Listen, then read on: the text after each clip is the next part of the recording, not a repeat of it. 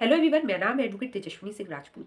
देखिए, भारत में national level पे कोई भी हेट स्पीच को एड्रेस करने के लिए स्पेसिफिक कानून नहीं है। मैं बता दूं, साइबर लॉ है, क्रिमिनल लॉ है या फिर इलेक्शन लॉ है। इन्हीं के थ्रू हेट स्पीच को एड्रेस किया जाता है। और जैसा कि हम सभी जानते हैं कि आज के दौर में कम्युनल पोलराइजेशन देखा जाता है। एक तरीके से सोशल मीडिया पे काफ़ी ज़्यादा हेट्रेट देखने को मिलता है, हेट्रेट फैलाया जाता है, आइडेंटिटी बेस्ड वायलेंस देखा जाता है। और इन्हीं सब चीज़ों को देखते हुए कर्नाटक सरकार ये चाहती थी कि एक कॉम्प्रिहेंसिव और स्पेसिफिक लॉ लाया जाए हेट स्पीच से रिलेटेड। और इसीलिए कर्नाटक सरकार ने, जो कि कांग्रेस की सरकार है वहां पे, उन्होंने hate speech and hate crime prevention act 2025 लेकर आई है। इस बिल को लाने के मेन ऑब्जेक्टिव की बात करें तो hate speech and hate crime से प्रिवेंशन करना, vulnerable groups and social harmony को प्रोटेक्ट करना, इसके अलावा जो विक्टिम्स हैं उनको कंपनसेशन एंड रिलीफ प्रोवाइड करवाना, और अगर कोई हेट्रेट फैलाता है तो उनके लिए स्ट्रिक्ट पनिशमेंट करना। ये इस बिल का मेन ऑब्जेक्टिव है। अब क्वेश्चन ये आता है कि हेट स्पीच और हेट क्राइम को डिफाइन कैसे किया गया है, इसका मतलब क्या है। तो मैं बता दूं, इस बिल के माध्यम से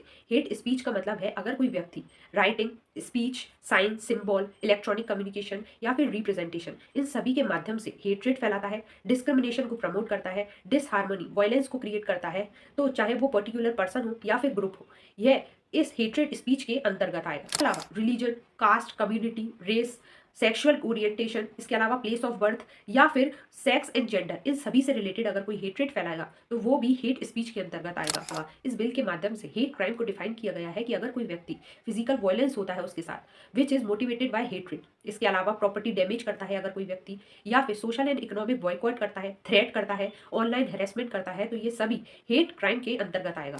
और इस बिल के माध्यम से पनिशमेंट भी दी गई है अगर कोई हेट्रेट फैलाता है उसके लिए। पहला, हेट स्पीच अगर कोई फैलाता है तो उसको 7 साल की सजा और फाइन भरना होगा। अगर कोई सीरियस हेट क्राइम करता है तो उसको 2 से 10 साल की सजा। इसके अलावा अगर कोई रिपीटेड क्राइम कर रहा है तो उसकी सजा बढ़ जाएगी, पनिशमेंट बढ़ जाएगी। और मैं बता दूं, यह नॉन बेबल है, यानी बेल नहीं मिल सकेगी। इसके अलावा कॉग्निजिबल है, यानी पुलिस बिना वारंट के पकड़ सकती है।